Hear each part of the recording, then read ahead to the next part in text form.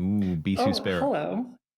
This airframe is the B2 Spirit. It is a beautiful aircraft, at a steal at the cost of only $2.5 billion per airframe. You can get 4 airframes for the price of ending homelessness in the US for an entire year. Oh, how many podcasts would I have to start to buy a B2 Spirit? Always at least one more. Well, what's the cost of a used one? That's the real question. I do like pre-owned B2 stealth. I do like that if you look on the bottom left by the landing gear, they've labeled these two guys, Spirit of Pennsylvania on the right, and on the left you have Ed. Ed, yes. Ed. Well, that's Ed Rendell. Looking trim, Ed. Yeah. Demonstrating the spirit of Pennsylvania. Yeah. What is the spirit of Pennsylvania? If you had to put like a sort of vibe on it. What is... probably getting Rittenhouse Rye. Yeah. Well, they don't make it in Pennsylvania, but yeah. Oh, damn. For a while, you couldn't even buy it in Pennsylvania. You had to SLO it from the liquor store. But that's beyond the point. God. The spirit of Pennsylvania is walking into a Sheetz. It is 12:30 in the morning. You are already drunk. You have walked there. This podcast does not condone drunk driving.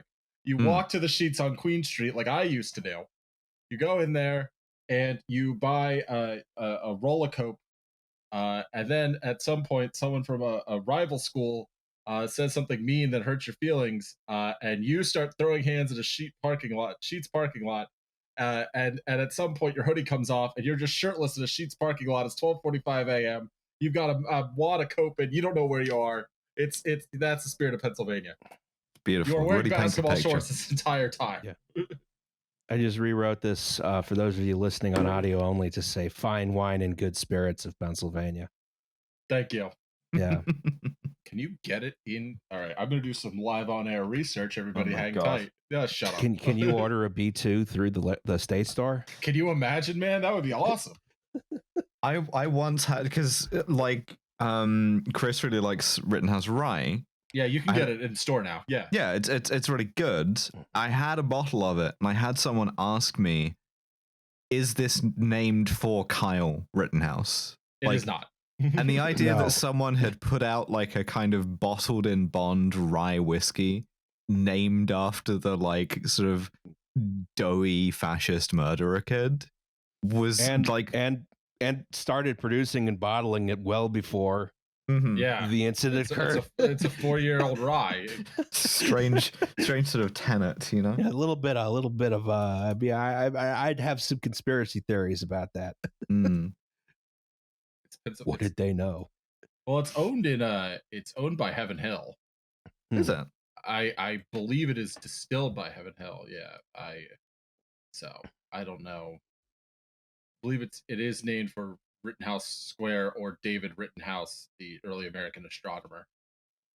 Okay, the Spirit of Pennsylvania. I can't tell you where I first saw this bird, but I knew that it existed, and I wanted to throw it into the other two mission hosts. fulfilled. They have now done several minutes of like authentic Pennsylvanian nonsense. Like, I mean, the best modern medical technology turned me into a Philly girl. So I'm going to leave that there. If you want to go stealth, let's go to Philadelphia. Yeah, hoot hoot, motherfucker.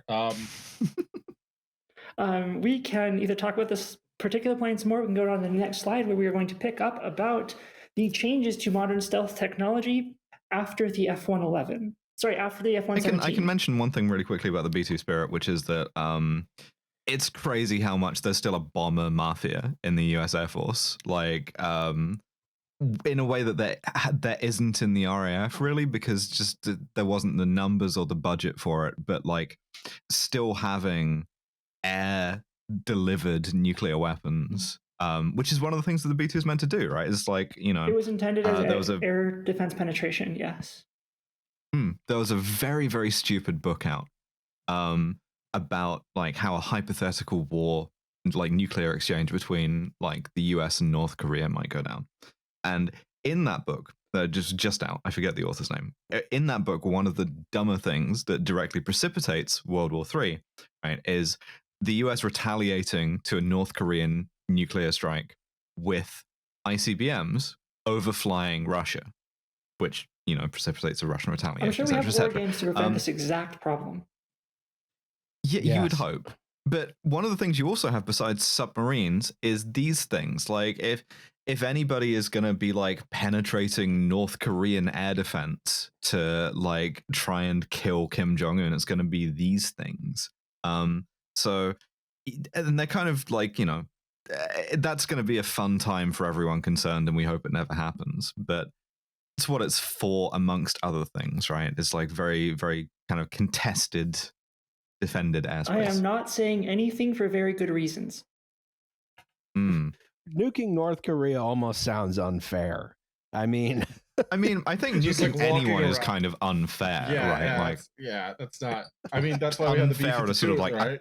yeah, it's unfair at kind of like a, you know, atomic level, if you like. yeah, it's Right. like, oh my God, they lobbed their one nuke at us, and I don't know. That's literally what happens in the book. It's so fucking dumb. I swear to God, they do a decapitation strike on Washington, D.C., and then the US tries to nuke North Korea and starts World War III with Russia. It's the dumbest fucking book you I've don't- ever read. you I don't understand why we wouldn't just park a submarine and You say, wouldn't okay, use have at ICBMs it. that were launched from continental US think- anyway. You'd use one of our, this is speculation warning. You'd use one of our unmanned drone submarines armed with nuclear weapons to launch them from, say, the Bering Strait. You Save think a the lot of North time. Korean ICBMs have that kind of range? I'm imagining more of a situation where they take out the cannery in American Samoa. Yeah, I mean, basically, Not our like, cannery. it's you know, the kind of thing where you might start sweating a bit more if you're on Guam, but like, yeah, I don't know. We'll see. I have a slide in. This is slide They 47. take out the ocean about 60 miles offshore of the cannery in American Samoa. Slide 47 is where I'm going to do all my rampant speculation. If we go to the next slide, we can talk more about the B2. Disrupt some fishing grounds for a few weeks. Oh, we're gonna do Operation Paul Bunyan 2, Operation Harder. Yeah. Changes in modern stealth technology. You'll notice that the B2 does not look like the F-117, which, correcting an additional, not in errata, but I didn't have the number for you off the top of my head of the picture. If you go back to the previous episode, just rewatch it for the YouTube metrics. Go back to the previous episode and look when we're talking about satellite imagery of Edwards Air Force Base. There was a white plane on the tarmac with swing wings. That was the F-111. That was the precursor swing wing to the F-14 Tomcat, which you know from Top Gun. Back to this slide. The changes to stealth technology were less of the angles, because angles are bad for air. We went to very smooth top and bottom surfaces and tried to minimize the back reflections by having sharper, but not sharp themselves, leading edges. And we can have sharp trailing edges. Air is fine with that. Because of those design constraints, it actually opened up a lot of aerodynamic performance. And we'll see this design persists into the modern era with the next slide, which we're not going to yet. Which we're not going to yet. I reacted too quick. we solved it. This is the shape that This it is. This is the shape that Yes. carries heavy things and is reasonably stealthy. You get these zigzaggy back edges because you kind of want to make a triangle, but you don't want to create new angles. We only have, I'm going to say 2 angles. Technically, it's 4, but you only have 2 diagonals you're worried about, and those 2 diagonals make a cross. Those 2 diagonals are about 35 degrees away from the side, not the front. So that's how they're measuring them. I don't agree with the way they measured them on this chart, but I did not have time to make my own. So you get something measured from the right-hand side angle, not the nose of the aircraft. From the nose of the aircraft to the side, it's a 55-degree angle, which is what I'm used to referencing when I was doing things I can't tell you about.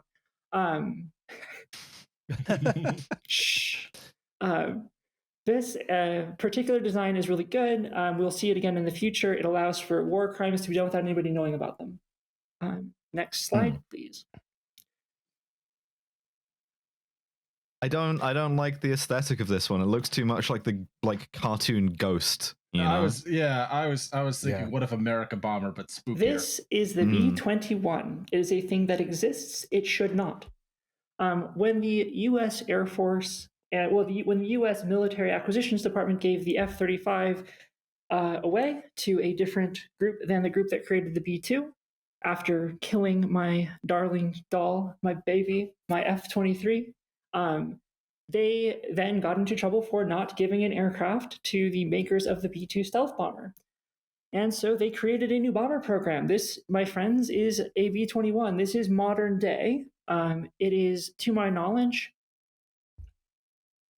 redacted. But the B-21 is a very expensive bird. Bomber Mafia again and again. They're like they called this the B-21 Raider, and they got the like last surviving Doolittle Raider to like come to the ribbon cutting, and it's like that's a hell of a military tradition to still be dining out on in hopes that one day you get to like glass Pyongyang, you know?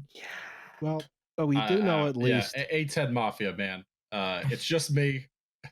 it's not just you. It is not just you. I was about to say it's a lot of people. What we gotta do is, you've heard of depleted uranium munitions. Now we're gonna get the active uranium munitions. So I'm gonna make Davy Crockett bullets, and but meanwhile we spent Liam's like here angling for another laser pig response video. Oh Jesus! Hey buddy, how's it going?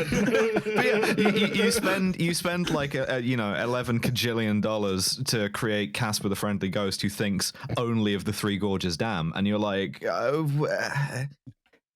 cool. Thanks for this. What we do know at least is this is 19 better than the B2. It's a full 20 better than the B1. Even the B1 with the upgraded engines, which hilariously is genuinely named the B1R or Boner. Wow. I have a proposal for this, right? In 2008 in the barracks. if the B2s are all spirit of state, I propose that the B-21s are named Vibes of State, because if something gets to blow up the Three Gorges Dam and drown a bunch of people for next to no reason and make it so that, like, World War III starts and, everything downstream of that, it should be called Vibes of Pennsylvania. Can't argue with that logic. We like dams here. Yeah. Just like the plane that takes its shirt off before it starts dropping ordnance. Okay, well, you know what? I was right to do so. Yeah. The first munition that comes out of this has like "You're lucky I'm on parole" painted on it. Well, it's like we discussed on 10,000 Losses, the intercontinental ballistic Hoagie, or multiple Hoagie reentry vehicles. This can also deliver Hoagies in bomb form to your friends. Yeah, National and Friends it can deliver them without them knowing who the sender was. And to their unsuspecting heads, I'm assuming. That's Secret Santa. Looking at the place where North Korea was and being like, I wonder who could have done this. So this particular airframe has the optimistic, if you wanted to drop Hokies on your friends, this airframe has the optimistic price of only $700 million per airframe. I'm going to go out and I'm going to say that we just simply haven't yet heard of the cost overruns and the budget thing. So this is an active stealth aircraft development project. And that if we get out the door for 5 times that, I will consider that a steal. I will also consider it a complete waste of money. But you get what you pay for. And if you're paying for genocide, that's what you get. So the program is budgeted for $203 billion over the next 30 years. And that is the budget. And as we all know, the U.S. never goes over budget on large defense spending projects. That would be silly, and that would be slander. And I couldn't say that in my professional role, even though I am attending as a private citizen in this moment. Public procurement is the one thing the United States has down pat. We are great at it in all sectors. So good, dude. Including defense, really of course. Enjoying this idea that this is the first podcast to really start racking up the Hatch Act violations. So this particular airframe program could basically end homelessness for the entire duration of its existence. That's budgeted for. Instead of doing that, we're gonna have bombers that are never gonna see combat.